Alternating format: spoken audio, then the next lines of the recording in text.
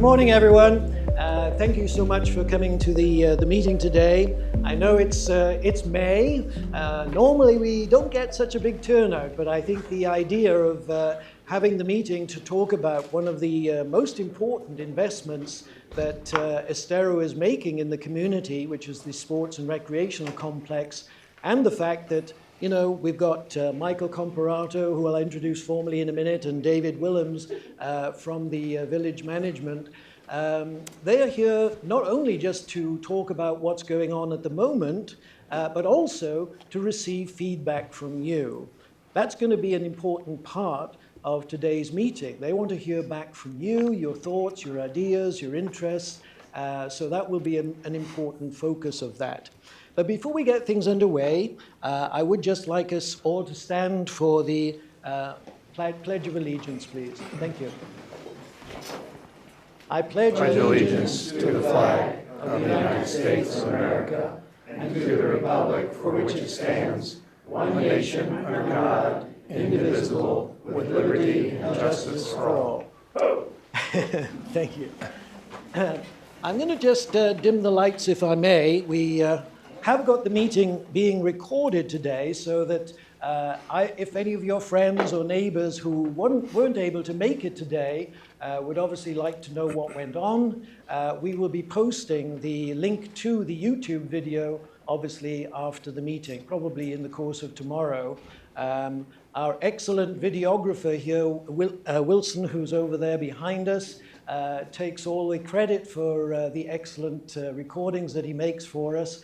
And they've actually been extremely well looked at. In fact, the meeting that we had just a short time ago, which included David at the time with the manager Steve Sarkozy, who talked about the road survey, the traffic survey that was done by Wilson Engineering last year. That actually, apart from the very high attendance to that meeting, had over 530 hits, which was amazing. And of course, a lot of people wanted to know what the results of that were. I know that, of course, some of the analysis is still going on, and we'll have a further update of that later. But, those are the sorts of things that we try to do to help everybody. As you can see, my name is Alan Bowditch. I'm the new president of Engage Estero. Thank you. Jim Gilmartin, in fact, is now the chairman of the board, and he's taken over that role. And he and I, of course, are in close contact, as I am with the rest of the executive management team. And of course, as I'll talk to you later after the presentation, it's really our aim to keep you very much informed about many of the things that are going on in Estero. And that's done, of course, with the very, very kind help of many of the people who are involved in the village itself, on the management side and on the council side. And we have a number of Estero councillors in our audience as well, who it's very nice to see that they're taking an interest in all of these particular meetings. So that's terrific. One extra special thing that's on hand today, which is a first, is that we will all have a treat with some ice cream later. Abigail Wigington, who is the regional director of operations for American House, which is a senior living community, has very kindly agreed to come and provide us all with some ice cream as the meeting comes to a conclusion today. So in these rather hot temperatures, that's a rather nice thing to be able to have. So that's terrific. So as I mentioned, the issue today is very much about what exactly is going to take place at what is now virtually a 100-acre site on the northeast corner of Via Coconut and Williams Road.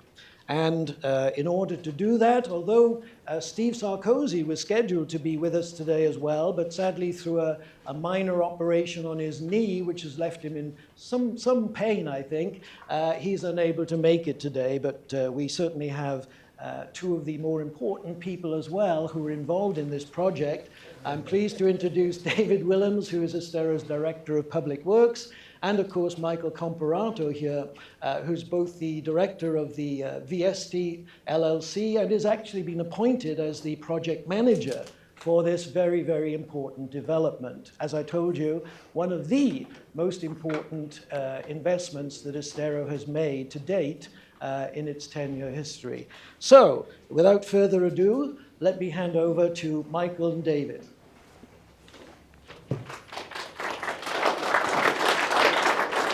Oh, and if I may, could I just perhaps get you to look at your cell phones and just pop those off, just so that we don't have cell phones going off all over the meeting? That would be great if you could do that. Thank you.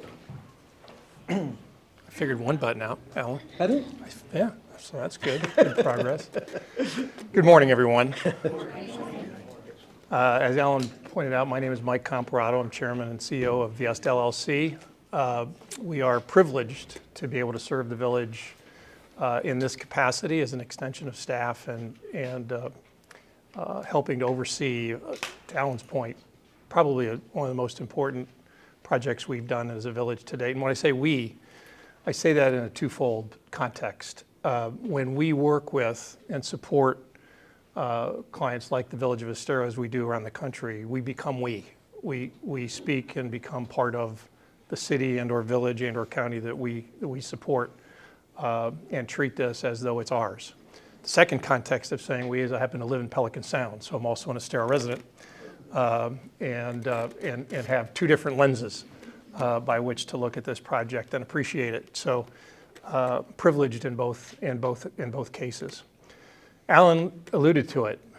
Nearly 100 acres of real estate, literally in what you and we know as the village center, and I'll touch on that here in a second. It is generational in what we're trying to accomplish, and multi-generational in our approach. And what I mean by that is, as our community continues to expand and grow and evolve, we have probably one of the widest array of generational ages to satisfy in all of our needs, wants, and desires. And that's been at the forefront of the village's mindset approaching this project, is to make sure that it is truly multi-generational in nature. The second is that it's very transparent in process. And again, Alan alluded to this. We want this to be a very open, very transparent process from the very beginning of this. As you'll see through its inception, the village has made it a priority to have community engagement and involvement in a number of different ways, in large settings and in smaller settings, as I'll touch on in a second. Over the course of the next 5 years in our CIP budget planning, currently we're looking at an estimated $40 million of village CIP budget appropriated to the evolution of this entire campus. There's additional work to be done beyond that in future years, or with other funding sources being able to be identified to really accomplish the final goal for this campus. Needless to say, that level of investment over a 100-acre tract of land in the very center of our village requires a significant team to execute it. As I'm sure you know, you've heard the manager talk about, we tend in Estero to operate on a staff-light approach. So needless to say, we rely a lot on outside, outsourced resources that have expertise, bandwidth, and capacity to help us execute projects like this successfully. And certainly, that's, as you can see, representative here on this slide, the case in this regard with regard to the village center. This hadn't happened overnight.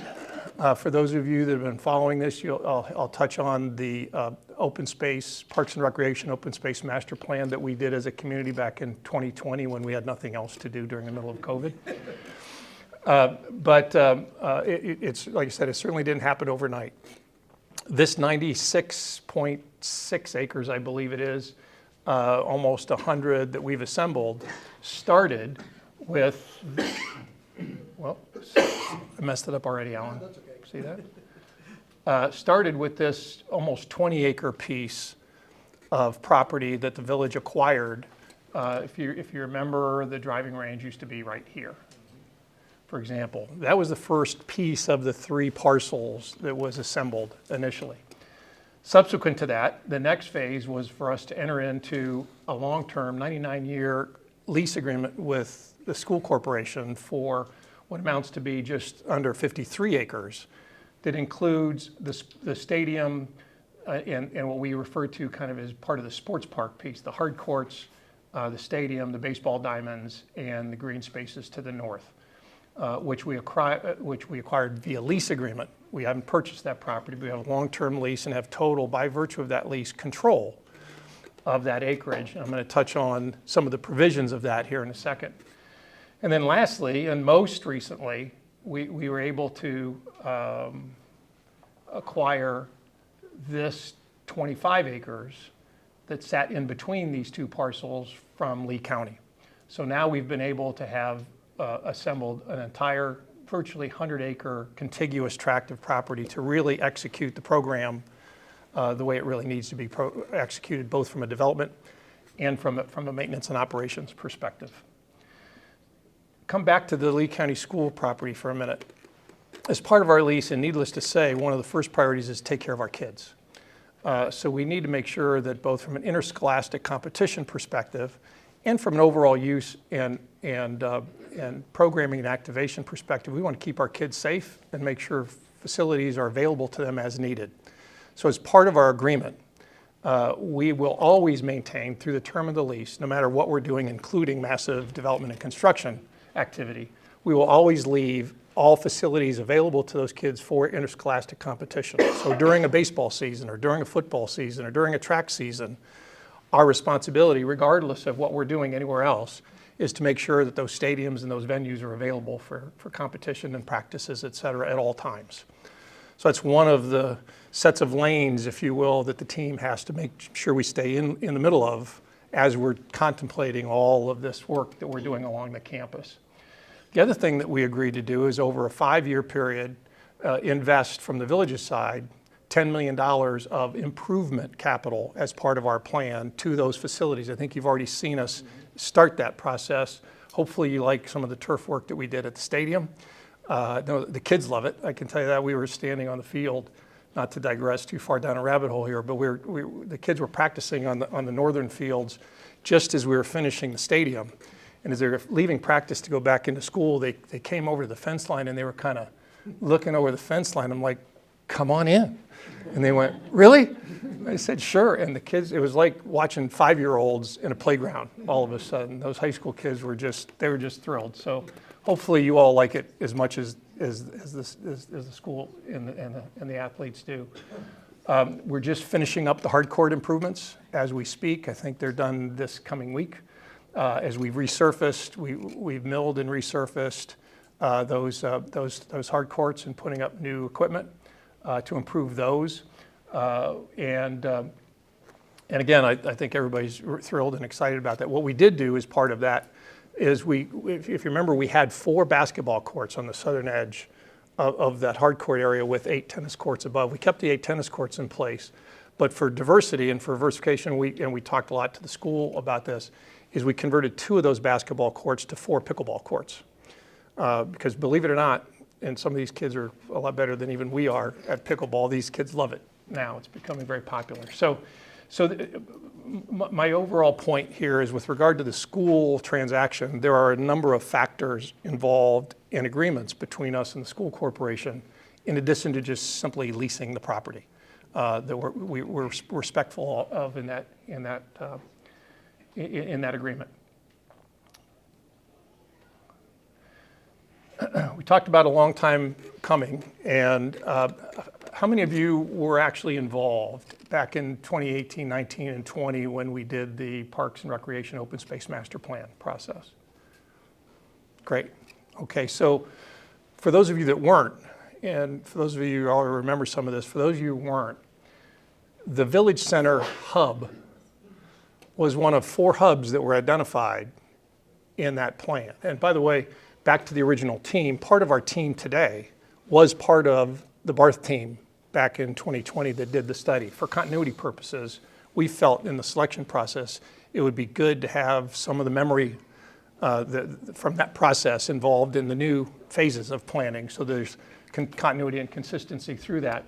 But that upper left image that you'll see in the packet that you have electronically, that's an image from that document and from that outcoming from that process. And what it did was it identified 4 what were called activity hub possibilities for us as a village to look at expanding activity in. Of course, it touched on Coconut Point. It touched on the obvious opportunities at Hertz Arena. We talked a lot of what's called the eco-historic hub that I think you see Manhattan sign there, and David and the team are starting to work on improving the southern edge of the river, as I call it, for our ecological hub and opportunities north of the river up there. But today we're here talking about the Village Center hub, which was also a major portion of that study. The balance of this kind of evolves over time as we've looked at land assembly, and we just put a couple of different iterations in there to get to the plan that you just saw that is now our final plan. But all of it emanated out of that very extensive, very transparent and transformative process we called our Open Space Master Plan that was adopted in 2020. After that, and in the more contemporary period of time, we continued to do the same thing. This meeting is just an extension of that, which we're very appreciative of. We had 2 or 3 public information meetings like this through the process. We created a series of what we call focus groups in more smaller settings so we could talk to golf-related focus group folks and pickleball-related folks that we want to pick brains on, and we happen to have one of the pros here sitting in the audience today that just walked in a little bit, but I won't mention Bill Maney's name.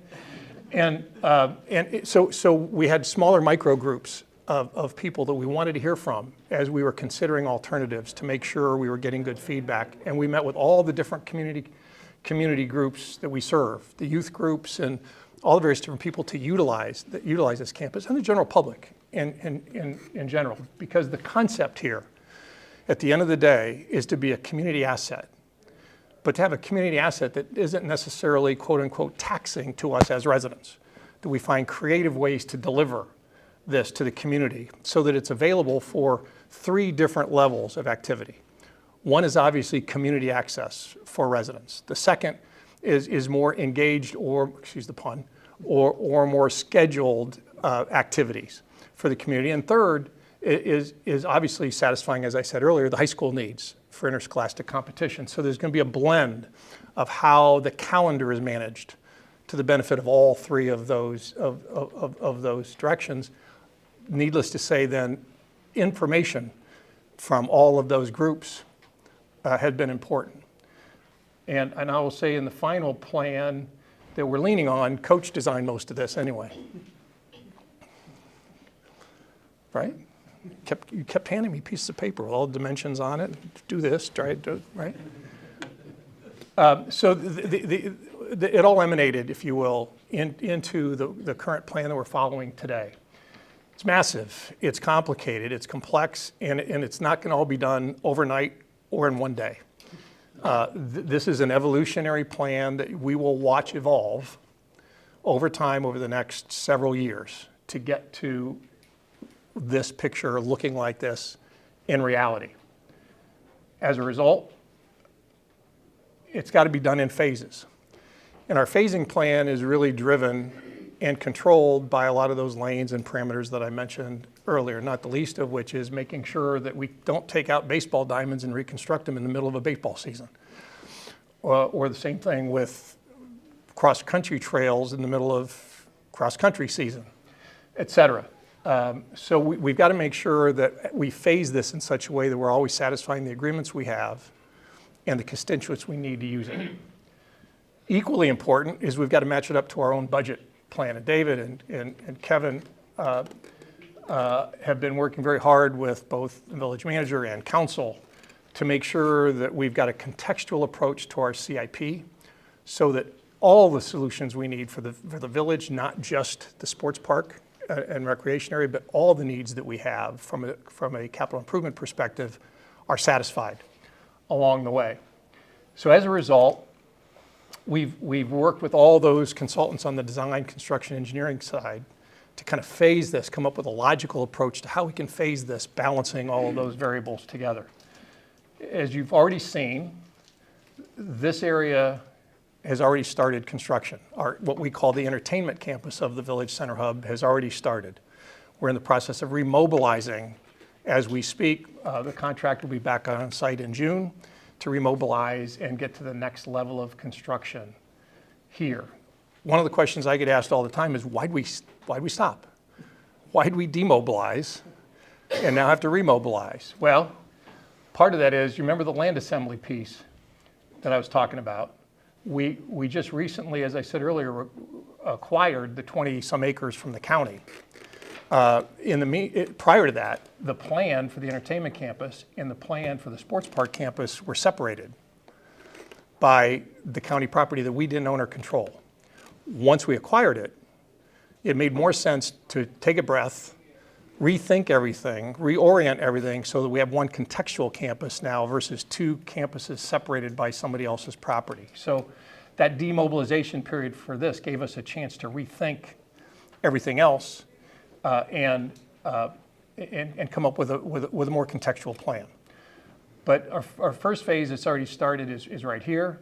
The next phase, what we call phase 1A, is what you see here in blue. Our main entry point is designed to be here off of Via Coconut. I'm trying to do there you go. And eventually the spine road through the campus will eventually come all the way down out here. But in the initial phase, to give us relief at Williams, we've got what we call a spine road, a second spine road here to service the campus and allow us to open.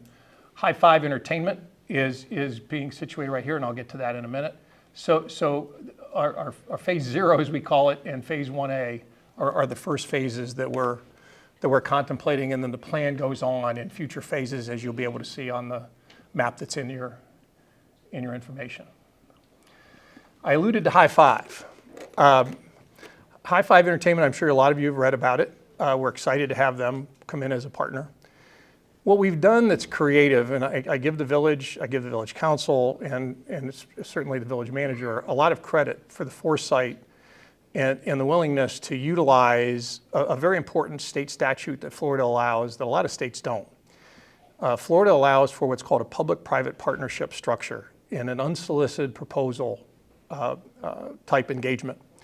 In most cases, when cities, counties, states do things like we're doing here in Estero, it's required to be done by request for proposal. Florida allows for jurisdictions, whether it's a school district or a county government or a city government, municipal government, an opportunity to receive unsolicited proposals from anybody who wants to come in and create a public-private partnership. And they can offer any kind of partnership they want, and then it's a negotiating process from there. So we followed that process, and what it does is it then allows us to go out to the public and look for other comparable and compatible partners or competitive proposals to see if we can do better with no strings attached. So we followed this process. Why did we follow this process? Traditionally, when communities like ours build out and then operate parks and rec type assets, when we want to do walking trails and we want to do ponds and passive areas, our campus, as you see, has like a almost 5 acre event lawn, as we call it. So we can still use the lawn like we do here in back of the rec center, or we can have our own 4 or 5 acre event lawn that the county doesn't control, but we do to hold Estero related events, et cetera. Traditionally, when communities, and we work for a lot, develop and then operate these things, we're looking at a significant amount of capital contribution up front to build it, and then on an annual basis, a significant amount of operating funds to operate and maintain it and to manage it with organic staff, equipment, et cetera. What this process allows us to do creatively is, rather than, excuse the pun, taxing the residents of Estero for that, we can create public-private partnerships, making an investment into partners like High Five Entertainment and getting a return on that investment, and leveraging that return to pay for the capital costs and the operating expenses of the sports park next to it without us having to do it out of property taxes. That's the whole basis of the P3 concept here. So when we designed the campus intentionally, oops, sorry about that. We'll get to questions in a minute. We identified on that western side 5 pads that we felt would be conducive to having private partners come in offering the types of programs and amenities that would be compatible to sports and recreation, compatible and high quality to the village, and generate those opportunities of revenue sharing and return on investment for everything that the village is doing within our investment to the entire campus. High Five just happened to be the first of those that we brought in and reached agreement with. There are others that unfortunately I'm not in a position today to talk through right now that are also very interested, if not proposing. I will tell you that we've already gotten one proposal from a group to replace a driving range right here to the east of High Five, where the current Pop Warner fields are. Now that we'll relocate Pop Warner use and those long field uses to the new fields that we're building and open that area up for another driving range to replace the one that we had, but done commercially versus publicly. And again, others that we're in negotiation and conversation with. But the concept is to create these partnerships with these 5 partners that would layer in programming to be compatible and be multi-generational. I said that at the outset. High Five Entertainment has, for the most part, somewhat tweaked their traditional program to expand to combine both indoor bowling with indoor pickleball and outdoor pickleball and miniature golf to be more multi-generational in its offerings. They were very flexible in adjusting that. So we've increased, based on advice and input, we've increased the number of indoor courts versus outdoor courts, and those outdoor courts predominantly being covered so that we're adapting to a Florida environment. And those of us that are year-round can enjoy a lot of this activity when it's raining every day, and it never gets hot here in the summer, but where it can be certainly more enjoyable for all of us.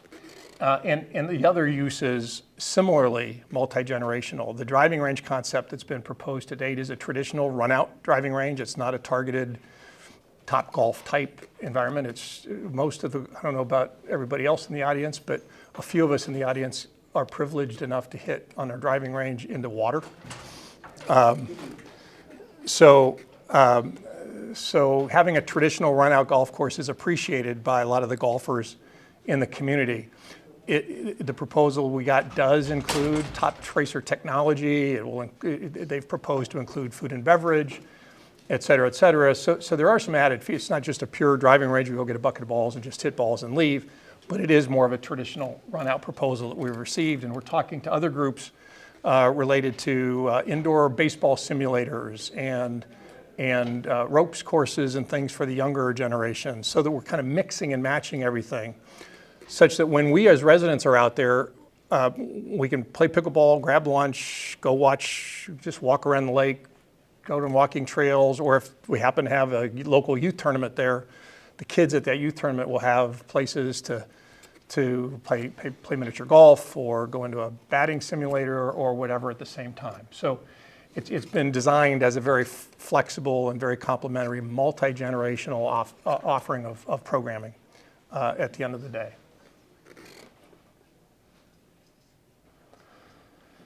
That's, I could take another 2 hours and keep going, but I would be rambling, as I said to Alan, I would be rambling at that point without necessarily addressing or answering questions that you might have.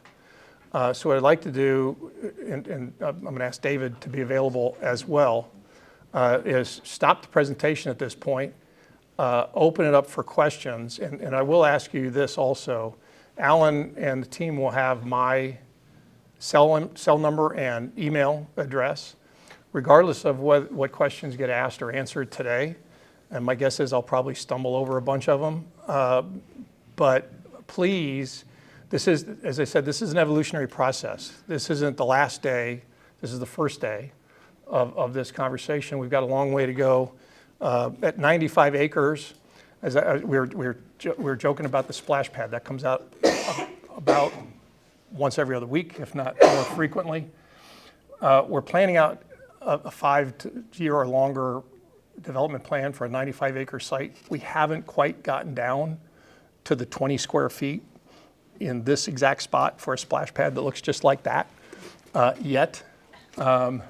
We'll get there, but we certainly are maintaining with our consultant team a long list of preferred amenities that might be included, whether it's veterans memorials or splash pads or whatever they might be. We're maintaining a long list of those. So when we do get to that level of specific planning and blending of components, those are certainly on the list for consideration, things like that. And we want to keep hearing from the public as to what things would be important and possible for us to possibly use as well. So even after today, please feel free to email, call, whatever. And we want to keep getting feedback and keep hearing from the community as to what those thoughts might be. And one last thing, I might sit for Q&A if you guys don't mind. I'm recovering from back fusion surgery, so this is about the longest I've spent standing in this position. Thank God for this. But Yeah, that's fine. please don't take offense if I choose to sit. Yeah, we've got Mike. If you'd like to put your hands up when you would like to ask a question, because we are videoing the meeting. It's easier then for the question that you are going to make actually to be recorded properly. So just put your hand up and Mike will come around and give you the microphone.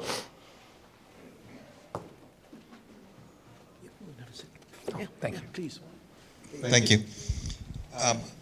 You had a few slides up there, so just, and I've probably got a few questions, but one of them you have the P3 locations designated. Outside of those P3 locations, is most everything else open access to the community members, or is there membership or fees involved in other access? It's a great point, a great question. Are you still picking me up over here? Yes. Okay, Yes, we're yes. good. And David, please feel free to jump in and help answer questions. Great question. Short answer, yes. All areas of the campus are designed to be open access. Even the P3 locations. Trust me, all these people will welcome all of us in to buy beers and play miniature golf, et cetera. Will High Five Entertainment offer pickleball courts for free or miniature golf? No, it's a business operation, but it's not restricted to only scheduled or membership type use. In fact, there is nothing right now that we're talking to anybody about that's membership based. This is all open access to the general public, some with a fee, some not. The park is not designed to have any gated entry fee for general use of the park. What we will have for any high school football game, for a baseball game, or maybe even a tournament event, there is a possibility we might have a ticketed event electronically done for a specific event, but not to the park itself. Now, again, I want to be clear that we're going to make sure that we've got a well-maintained security feature at our campus with a lot of use, especially when we have our kids from the high school using, if there's a football practice or a track and field practice or whatever, and we've got kids out there, we want to make sure that that we've got open access for the community to access it and use it, but at the same time, our maintenance and our operations group that will be operating it for us will make sure that it's done it's maintained and operated at a safe level for that community for our community to access it. So just to add to that, the only area that will not be open to the public all the time is the stadium and the courts. There'll be times that that's used by the school during the school day. So during the school day, it'll be closed to the public, but some of that would open up in the evenings after school is out. And just last point on that, to add to David's point, we will be maintaining a park calendar, and we'll have a reservation system, so and everything will be blocked out. So as a general community, we'll be able to see when, to David's point, when the school has those times blacked out for the stadium or hard courts or whatever for school use, we'll be able to see that they're not accessible during that time and when they are. Please. So then after work, people want to park. It's free parking and it's free access, so just walk around and just enjoy and, decompress from a work day or something. It's just readily available, almost 100 acres outside of events and so on. Exactly right. Yeah. That's the intent. That's correct. That's why it's being built, is for that purpose.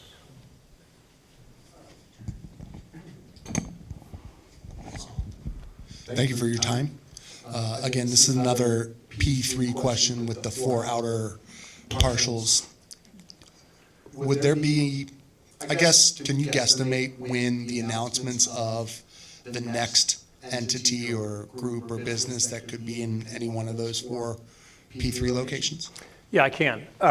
It more than likely, to be fair and conservative, will be when council comes back from break in September. Our goal is to brief council before they break at the end of June, whether or not any of these new potential partners are at a term sheet or a level that we're comfortable opening it to the public remains to be seen. But I think based on where we are, it's fair and probably good to set the bar at September when council gets back as to when we will be able to have the next announcement made publicly.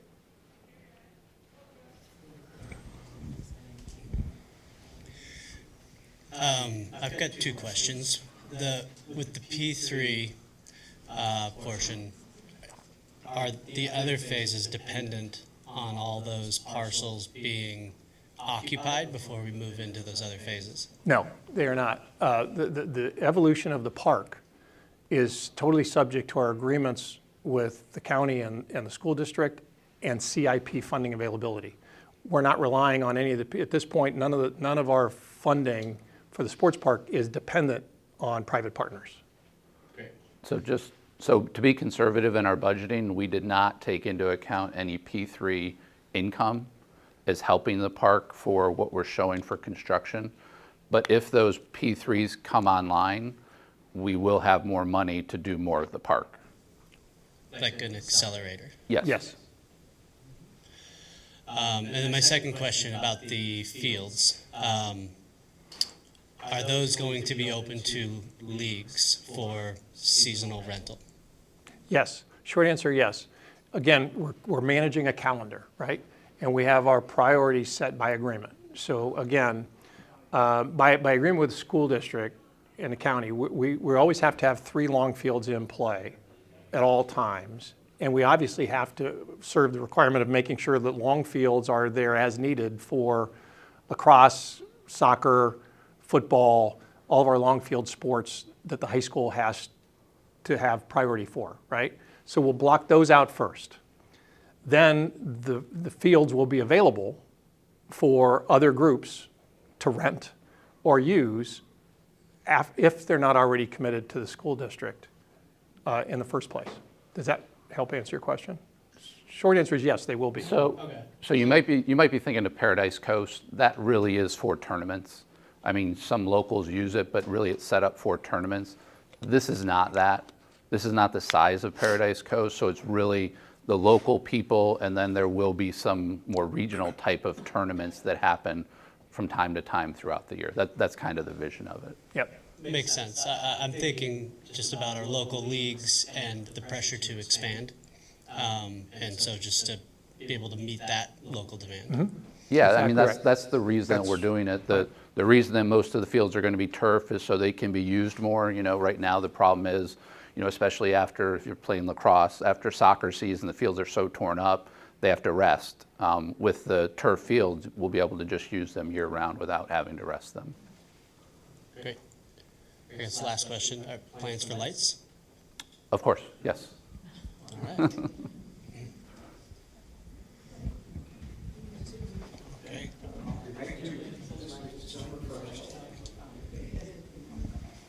You briefly alluded to the concept of grabbing lunch. Can you address to the extent of what kind of food service you're going to have there? Absolutely. So at this point,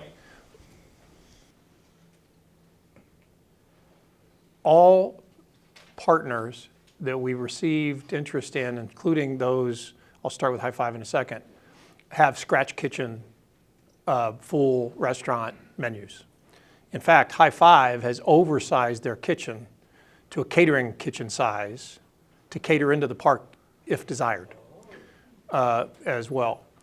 The other partners, likewise, that we're talking to all have scratch kitchen capability. None of them currently are proposing concession stand type, fast food type menus. All of them feel that that combination of offerings is compatible, not competitive. One of the first questions we ask is, are you sure you want 3 other scratch kitchens right around you? And in all of the areas we've done this in other parts of the country, they actually, it's one of those, rising tide raises all ships kind of thing. And I would say, to David's point, when we do have, say, a tournament event, let's say we're hosting a regional 12-year-old boys baseball tournament. The idea is for those groups to park once and spend the day. The idea for us as residents is to effectively do the same thing. Is, let's go to High Five for lunch. We'll play some pickleball while the kids and grandkids are visiting, and they can be doing miniature golf, and we're going to play an hour and a half of pickleball, and then, oh wait, there's a soccer game going on. Let's go watch the soccer game, and let's just walk the trails for a while, sit by the lake. So the whole concept here is to integrate this whole campus so that people will come in and enjoy a long day, or at least an afternoon or morning at the park, utilizing those food and beverage opportunities along the way. So would there be, on those days where you have tournaments, so to speak, have you looked possibly into the concept of independent kiosk units being scattered throughout to assist in the crowd? For food and beverage? For food, yeah. Yes, there will be opportunities for that. In fact, we've conceptually designed in on the southern edge. See if I can do this without falling over. On the southern edge of the event lawn, right here, this infrastructure is designed for, and it will be conduited for power, both low voltage and high voltage power, so we can have a line of food trucks positioned there. Yeah. So that on any kind of an event day or an event lawn, we can have, even for one of our events, like Estero Fest. I mean, now we can have all of that right there in the middle of all the activity. And many of the buildings, like baseball, softball, the long fields, those will have concession stands in them as well. I mean, it's not going to be the level of the kitchen, but it will have a place for drinks or snacks or whatever. Thank you.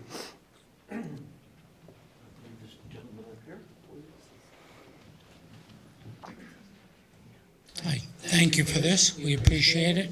Any estimate on the amount of jobs that are coming? That's evolving as well. A lot of it depends on what the final 4 partners look like beyond High Five. Most entertainment concepts are predominantly food and beverage oriented, and the entertainment concept itself, Topgolf, for example, has very little, if any, staffing at the hitting bays. All the staffing is back in the kitchen, and all the runners bringing your food back and forth to the hitting bays, and so forth, and so forth. And a lot of staffing is what I would call part-time versus full-time employees.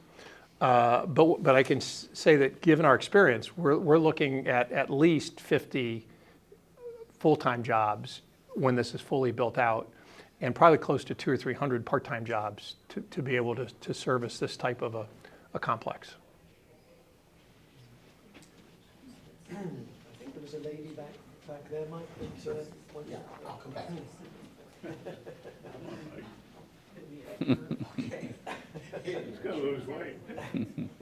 I was just wondering if there are going to be shaded areas, because with this hot sun here in Florida, that's very important. Absolutely, without a doubt. In fact, even, and again, we're very, very early stage with our sports park design. Dave, you might want to step in and speak to this too, but we're just in a programming and design discussion with our sports park team last week, talking about even shade structures over bleacher sets at all of the fields, in addition to everything else. And this is, I guess this is taped, so I probably have to be careful what I say in public. But in one of our later phases, with all due respect to the teams and the fans who visit us, we're probably going to be moving the home grandstand at the high school stadium facing west, or east, I'm sorry, versus west. And we'll have the visitors face the sun during the game instead of us doing. I just saying. Sorry, Bonita Springs.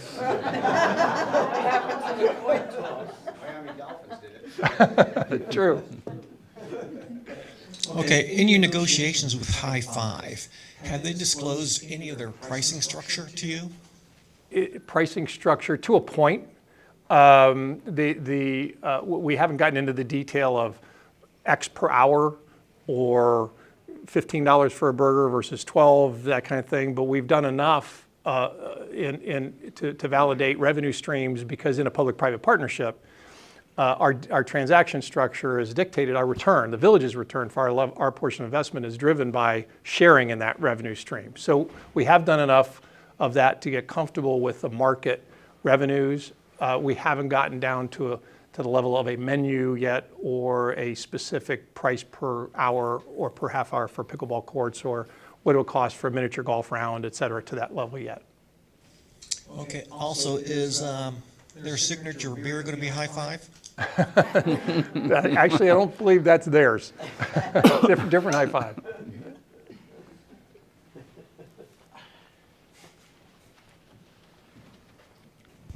Yes, thanks for coming today. Earlier you mentioned Veterans Memorial, and to me, we're kind of, and others, we're looking for veterans recognition. A memorial to me might be a piece of stone where you're kind of sad and you sit there and cry.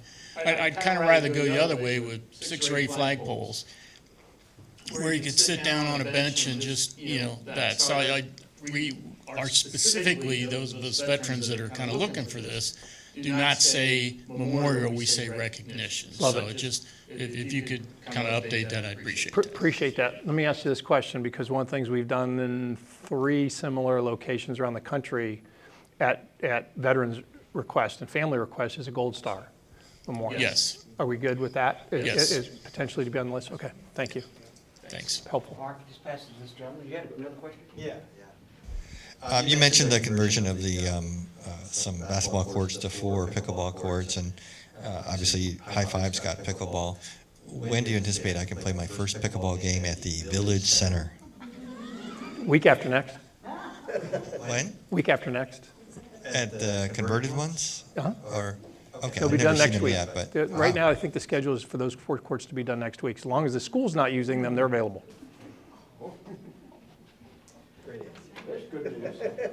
Michael, can I just add a small point to Mark's comment about the veterans recognition part?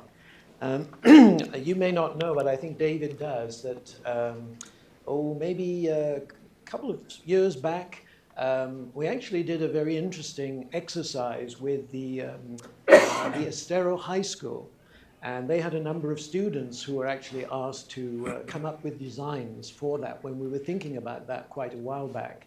And there was an excellent winner of that competition. I wondered if maybe taking a look at maybe recognizing some aspect of the design from the student who came up with such an excellent idea might be in order. I don't know if you've seen that or if David has, but I can certainly share that with you, because it was a very practical and very interesting design. And in some ways, having it recognizing a local student who has kind of come up with such a nice idea would, I think, be rather nice.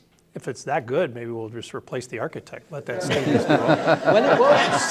Save a lot of money. It was Save a lot of money. Good. It was very good. I'll No, definitely I would love share to. I would love to see it. it. Okay. That'd be great. Yep, thank you. This is parking down here on the bottom right, over the, So we have parking at? fields. What we did, if I may.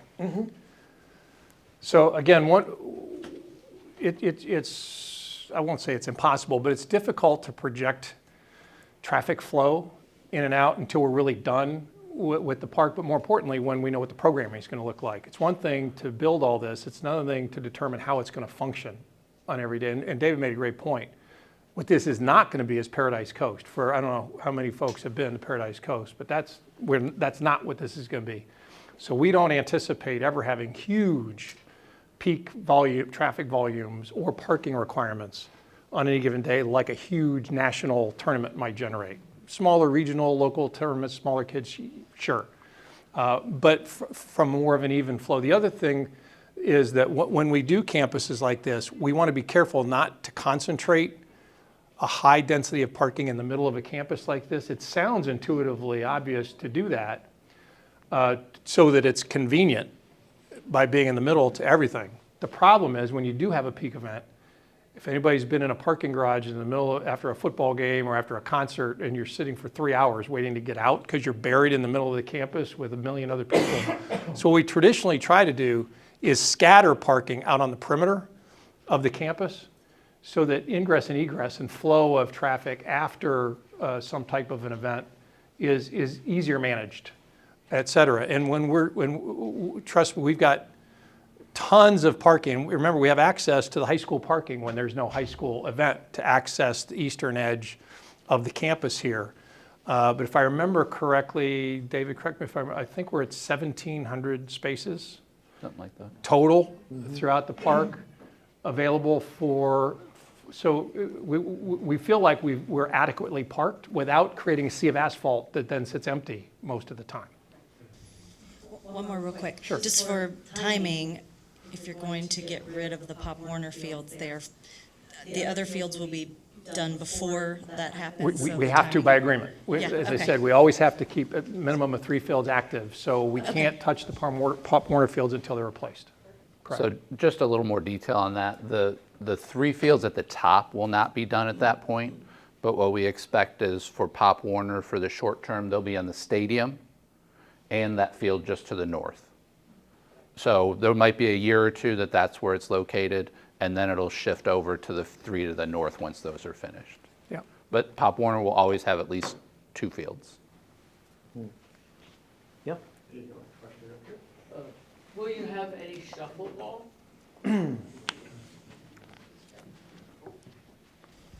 Will you have any shuffleball? Shuffleboard? Board, sorry. That's okay. Shuffleboard is on the list. Yes, great. But that's here too, isn't it? I don't know that we're going to repeat too many things. We probably won't, because we do have shuffleboard here at the rec center. We So we probably would won't not. do a We're not lot. like horseshoes, things like that that are already here. We're They're not already going to here. repeat Yeah. those. We won't compete Dog with. park, we're not going to do that because Right. there's a dog park right here. That makes sense. I didn't know it was here. Bocce's on the list too, if anybody's interested. Thank you for answering all our questions. I live off of River Ranch Road. I'd like to know what the plan is for traffic control, because getting onto River Ranch when the school is starting and ending is a nightmare already. When I leave the village to go home, I go east on Corkscrew and down River Ranch. I try to avoid that at certain parts of the afternoon for the same reason. So our goal here is pedestrian access only from the eastern edge. So we've got a gate entrance. Sorry, Alan, one last time. No, it's right. We've got a gate entrance like right here for pedestrians only, and that's where it's going to stay. So the entry points for the park will be restricted to these 3 entry points on Williams and via Coconut, with the main entry point being here.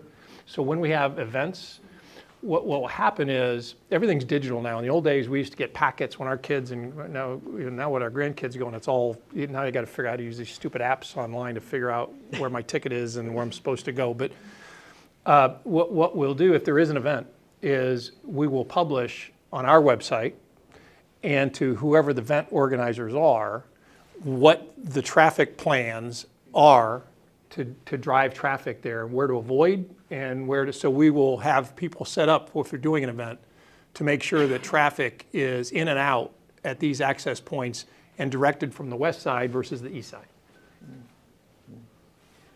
Michael, if I could again just chip in with, when I was talking, of course, to you and the other team, you know, this feature of the lake here struck me as being really a very lovely feature to have in this complex. And I think the question was asked earlier about, you know, coverage. And certainly I think people would like to come and sit and, you know, just look over the lake, which is a very nice perspective. And I know that you'd already suggested that obviously there would be a lot of coverage so that people could do that.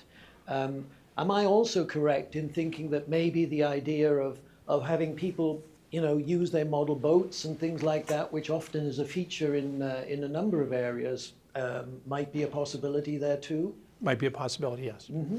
And the other feature, Alan, that I want to point out while we're focusing here is we also, part of our scope also includes a privacy wall screen plus heavy landscape burn along the eastern edge and the northern edge of that retention pond to protect our neighborhoods to the northeast. Right, right. Any thoughts of possibly having a zip line anywhere in the park, or is that off the table? It's only for seniors. Believe it or not, which I know we're all laughing, and I would love to see just one hand raised in this audience. Although my father-in-law was 88. He called my wife and I after he jumped out of the plane and zip lined. Not the day before. He begged for forgiveness. He didn't ask for permission. I would love to see one hand raise of anybody that would do a zip line right now. I would. But, oh my gosh, well, you're my idols. I've done them. You're my idols. We actually have a UK-based group that contacted us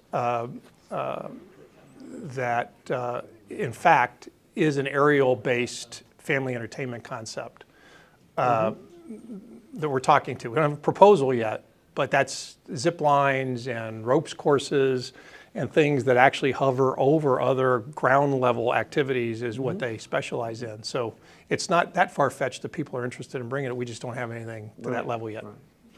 Right. I know that up in Toronto, because I have a small apartment there which I go to, and I mean they have some climbing walls down by the lake which are very, very often used by younger children or teenagers, and you know, you can't get them off them. You know, you can't get on them. Not that I would want to go on a climbing wall, but I didn't know if any consideration was in the park for something of that nature. Not out in the public aspect of the park, but that yet is another family entertainment concept. Indoor climbing walls and courses are interested as well. Okay. I understand that the Village Land Development Code does not allow electronic signs, but this might be a time to, you know, ask for a variance on that. So have an electronic sign somewhere on Williams Road that you could share with the school to give us some idea of some of the activities that are going on. It's not everybody reads your email, not everybody's on Facebook, Instagram, Twitter, you know, you name it. So as you're driving by, maybe this is something we could look at. I know Mary is really anti-electronic signs. I know Steve's not in love with that either, but this could be the time where we actually integrate some of the old farts, so to speak, with the younger generation as we know what's going on. Well, maybe Thanks. maybe we can give them a Mediterranean look. Yes.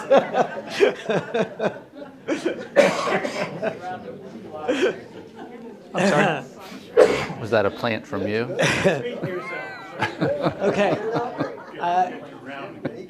Right. Are there any more quick questions? Right. Okay. All right. Okay. Is there any place in the village center where you can rent out for private parties, similar to what they have behind this building? Yes. Yes. In fact, High Five itself will offer multiple and sized rooms for private parties. And you will find when they come into town, and I'm guessing at least one of the other groups that we're talking to will do something similar to that. But they will make a priority to work with our gated community groups, local Estero-based corporate groups, and not-for-profits as a priority to not only have meeting rooms, but as part of a meeting, have event areas cordoned off, whether it's a bowling feature or a miniature golf feature or pickleball, whatever. But they will make it a priority to do a lot of larger group events, meetings and otherwise in their facility. And at least one other group we're talking to would do the same thing.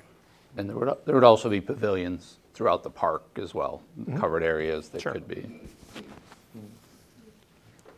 Hey, Michael, thanks again for your time. I'm Hector Yanes. I had a question more on the project itself and the construction. So you had Wright Construction, you had it for entertainment, and then Suffolk for you call it the sports park, right? I saw Wright Construction a while ago, I think doing where the driving range was. So what is Suffolk doing? Okay, so one more time, Al, Yep. please. We will have at least 3 contractors on the site this coming year. All right? Wright Construction, their scope of work is for what we call the entertainment campus, which is basically the original 20 acres from High Five south. That's Wright Construction scope. Suffolk Construction's scope is everything else in the sports park, but for the football field and hard courts that are already done. So their scope will include everything else east of the entertainment campus. In late July, early August, High Five's contractor will move onto its pad to start going vertical with its improvements. And then based on the timing of the other partners, we may see the other partners bringing their contractors in to do the other buildings as well. But we'll always have at least 2 until this is done. Suffolk will be here for the longest, obviously, because it's the most work to be completed. All right, and when you said remobilizing, you were referring to Wright Construction? Correct. Okay, and it's all bid out? It's all bid by Suffolk and they have... Suffolk's bidding is not done yet. We're still in the design process. We're going to get to a certain level of design completion before we go out for guaranteed maximum price. But we're doing all this in a construction manager at risk, guaranteed maximum price structure. So we need to get the design to a certain level before we're comfortable receiving bids. And do you have a total project budget for that, for the Suffolk part? If I remember, we're at all phases, 30 million. Do I remember that right? 28? No, I think it's more than that. Is it more than that? Yeah. For Suffolk? Yeah, the build out is probably like 50 All in? for the whole thing. Oh, for the whole thing? Yeah, Yes, for the I'm whole sorry. thing, I thought I forever. was just going into our CIP. Oh, you mean forever? Like once it's all finished, right? I mean, if you're estimating for the contract with Suffolk, what are you estimating for that? It could be up to 60 when the whole thing is when built. the whole thing's done? When everything's done. But Sure. that could be like 6 or 8 years from now. That's Right. not short term. The number I was giving you is the things that we've already allocated out of CIP for the first 5 years. Those are the things we're building, like we plan on building within the next 4 years or so. Yep. Okay, well, as Michael has said, just to bring things to a bit of a close, first of all, if you'd like to contact me, and I can certainly pass any other questions or thoughts that you have, as you might speak to your neighbors and friends and come up with another idea that you may not have come up with today, I'll be more than happy to pass those on. My email address, I've got my cards here for those of you who'd like to pick one up, and my email is on it, so I'll put them here, and you're very welcome to pick one up so that I can communicate with Michael. But may I like to put your hands together for such a very, very enjoyable meeting. So thank you. We certainly value your time, both Michael and David. We know that you're very busy people, and this is very, very helpful to everyone. So I appreciate it very much. Thank you. Thank you. Yeah, thank you. Just to cover a couple of things before we finish, and we have the ice cream coming in a minute, for those of you who are happy to stay. There you go. Thanks. Thanks. No pressure.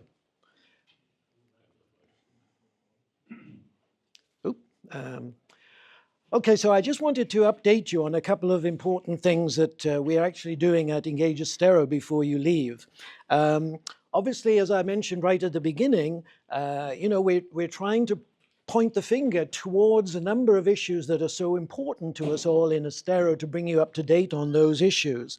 And for the fall, we won't actually have another meeting now until September. But I'm pleased to say that Mary Gibbs who is the Community Development Director. She is going to come and speak to us about a number of the key major developments that are actually ongoing now or are just starting in Estero. I know people are anxious to know what is the development that's on the east side, for example, of US 41, south of Walmart, and just north of Broadway. You know, there's a big sector there, isn't there? Of course, I know that I've covered some of that in the details that you can find on our website when you look at the developments taking place in Estero. But I think it'll be very interesting to hear from Mary about that and a number of other key developments, and she's going to talk about that, as well as I think some important issues about, you know, how does the village balance, you know, the demands of the developers and, of course, what they want to try and put into these particular land areas that they've had permission to develop, of course, way before Estero became a municipality at the end of 2014. Many of these tracts of land, of course, were approved by Lee County before the municipality became into existence. So there is only a limited number of things that can be done, but I think it's useful to try and understand that in a better way, and I've asked Mary to address that. We also have that at that meeting, Clark Cairns, who's going to talk to us about rather an important issue if we own our own homes, and that is ensuring your property remains yours. And there is some interesting thoughts and very simple things that he's going to explain that we can all do to make sure that suddenly our own property is not suddenly scammed in some way. And then, although this is really an issue that hasn't been finalized just yet, but what we're hoping to do is to actually organize a public forum at FGCU's large Cohen Ballroom. Again, you know, my background was in market research, and so I both ask questions and listen to people's comments a great deal here in Estero, and I've lived here, as many of you might know, since 2004. So I'm a resident of over 20 years here. So I pick up a lot of information, and I know that what's on a lot of people's minds is, where is Estero going? What are we likely to see in the future? You know, where are the things that, if it expands, if we perhaps see that, you know, there is some annexation, what exactly is going to be the look of Estero in the future? And, you know, this would be, I think, a very important public forum for people to attend. And I just made a couple of notes here, both for myself and for you, about this. And I said, if you live in Greater Estero, you'll want to come to that meeting on October the 28th. That has been put in place, but we have obviously got to speak to those people who would like to be there at the meeting. I'm hoping that we will obviously have a group of key people like Steve Sarkozy, Chris Semino, who will talk about, I think, the aims of Lee Health and the plans to, of course, make Estero a real important area for healthcare delivery, not only here, but even more wider afield. And we'll involve some key directors, and I hope FGCU's director, Dr. Timur. It's a personal view.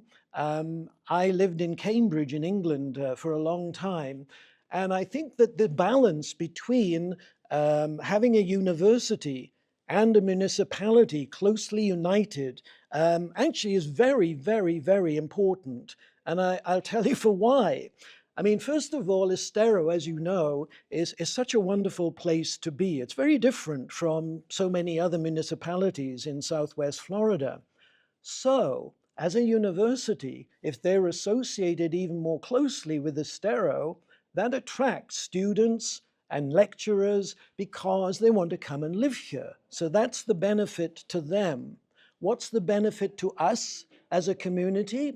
Well, having a university on your doorstep that's linked with us means that when you have these excellent results from their basketball team or their other sports arenas, and of course the excellent musicians that happen to come through FGCU's Bauer School, all of those things actually get widespread communication, and it actually highlights Estero as well as the university. So there is a mutual benefit there, which I think is a very important one.